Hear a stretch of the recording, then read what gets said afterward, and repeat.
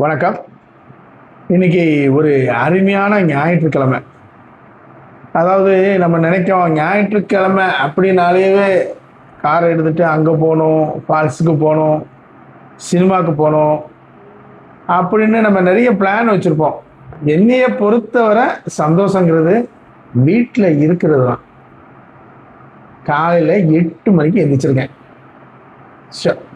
8 மணிக்கு எந்திரிச்சு நல்லா குளிச்சுட்டு சாப்பிட வந்திருக்கேன். சாப்பிட வந்துச்சுன்னா ஒரு அருமையான தோசை. இங்க பாருங்க, முழு உளுந்து தோசை அப்படிம்பாங்க. இது நீங்க அதாவது உளுந்தம்பருப்பு நிறைய போட்டு செய்யக்கூடிய ஒரு தோசை. முழு உளுந்துமாங்க, அது தொழிப்பருப்பு அப்படிம்பாங்க, கருப்பு கருப்பா இருக்கும். அது போட்ட தோசை. திங்கள்ல இருந்து சனிக்கிழமை வரை மனைவி கையால சாப்பாடு, ஞாயிற்றுக்கிழமை அம்மா கையால சாப்பாடு. எங்கள் அம்மா அந்த ஞாயிற்றுக்கிழமைக்காகவே காத்திருப்பா. எனக்கு இந்த முழு உளுந்து தோசை எனக்கு ரொம்ப பிடிக்கும். அதுக்காகவே நேற்றே உட்காந்து எல்லாத்தையும் அரைச்சி சொல்லிட்டான், ஏன்னா முழு உளுந்து தோசை உனக்கு பிடிச்ச தோசை போட்டிருங்க, காலையில் சாப்பிட்ரு, வெளியில் எங்கேயும் சாப்பிட்றாத அப்படின்னாப்ப காலையில் வந்தாச்சு முழு உளுந்து தோசை. இது இந்த சதர்ன் சைடில் ரொம்ப நல்லா இருக்குங்க. அதாவது நம்ம திருநெல்வேலி, தூத்துக்குடி, அடுத்தது தென்காசி, இந்த இதுலலாம் இந்த தோசையை நம்ம யூஸ் பண்ணுவோம். இது எப்படி இந்த காம்பினேஷனை, இந்த ஒரு கிளாஸ் எடுத்துக்கங்களேன். இதில் ஒரு கிளாஸ் பச்சரிசி, அடுத்தது ஒரு கிளாஸு புழுங்கல் அரிசி, ஒரு 3/4 கிளாஸு இல்லது அரை கிளாஸு, எனக்கு என்னையை பொறுத்தவரை 3/4 கிளாஸ் போடலாம். 3/4 கிளாஸு தொழிப்பருப்பு அப்படிம்பாங்க, அதாவது கருப்பு கருப்பாக இருக்கும் உளுந்தம்பருப்பு. உளுந்தம்பருப்பில் உள்ள சத்து உங்களுக்கு நான் சொல்லி தெரிய வேண்டியதில்லை. அதை 3ஐயும் போட்டு ஒரு 2 ஸ்பூன் வெந்தயத்தை போட்டு அரைச்சு, இப்போ மற்ற மாவு மாதிரி ஃபுல்லாக நைட்டு ஃபுல்லாக ஊற புளிக்க வைக்கணும் அப்படிங்கிறதெல்லாம் கிடையாது. ஒரு 4 மணி நேரம் 5 மணி நேரம் புளிக்க வச்சாலே இந்த விஷயம் ஒரு பெரிய ஒரு அருமையான புளிச்சு பக்குவமாயிரும். காலையில் இப்போ தோசை சாப்பிட போகிறோம்.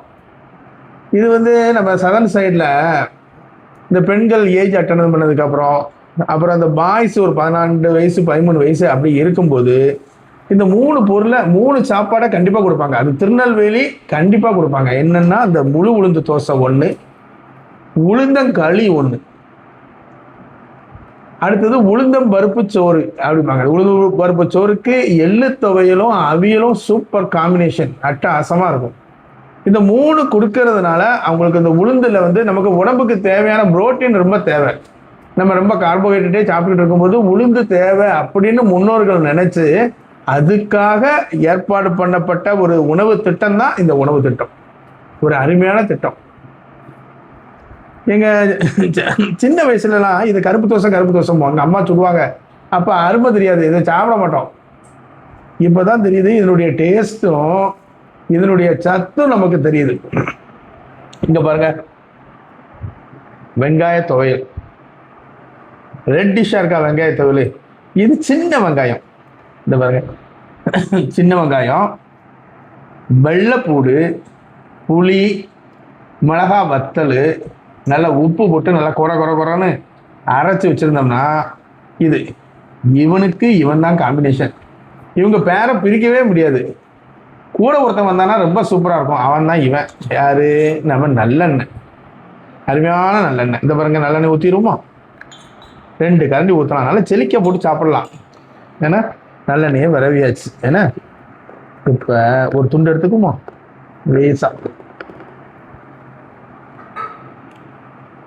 அட்டகாசமான டெஸ்ட்டுங்க. இது நல்ல உரப்பா இருக்கு. இந்த கலரை பார்த்தாலே உங்களுக்கு தெரியலையா?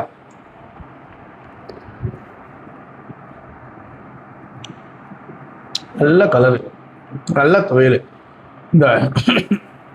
இந்த தோசைக்கும் இந்த துவையலுக்கும் இந்த நல்லெண்ணெய்க்கும் உள்ள காம்பினேஷன் அடிச்சுக்கவே முடியாதுங்க. அதாவது இந்த முழு உளுந்து எப்பவுமே கருப்பு பொருள் நல்லது. கருப்பு பொருள்ங்கிற மீன்ஸ் என்னது?